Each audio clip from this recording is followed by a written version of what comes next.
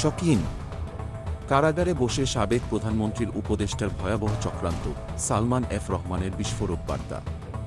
আপনি জানেন কি? কারাগারে বসে সাবেক প্রধানমন্ত্রীর উপদেষ্টা সালমান এফ রহমান কি ভয়াবহ চক্রান্ত করছেন?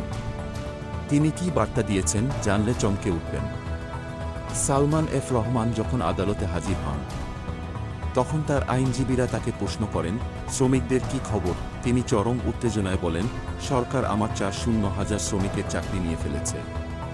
1,000 শ্রমিক মাঠে নামলেই দেশে বিপ্লব ঘটবে। আর কি ঘটেছিল? সালমান এফ রহমান যখন জানতে চান নেত্রী শেখ হাসিনা কি বার্তা দিয়েছেন, তখন তিনি ভয়াবহভাবে ঘোষণা করেন। নেত্রীর বার্তা অনুযায়ী সবাইকে প্রস্তুত থাকতে বলেন। এর মানে কি?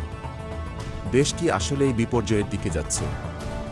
এদিকে সাংবাদিকরা যখন কারাগারে তার পরিস্থিতি নিয়ে প্রশ্ন করেন, সালমান এফ রহমান ক্ষিপ্ত হয়ে বলেন, সাংবাদিকরা মিথ্যা লেখে, খাবার ঠিক সময়ে দেয় না, কুরআন শরীফও দেয় না, পরিবারকে ফোন করতে দেয় না। তবে সবচেয়ে শকিং ঘটনা হল, সালমান এফ রহমান তার আইনজীবীদের কাছে অভিযোগ করেন, বেক্সিমকোকে সরকারের কারণে বন্ধ করে দেওয়া হচ্ছে।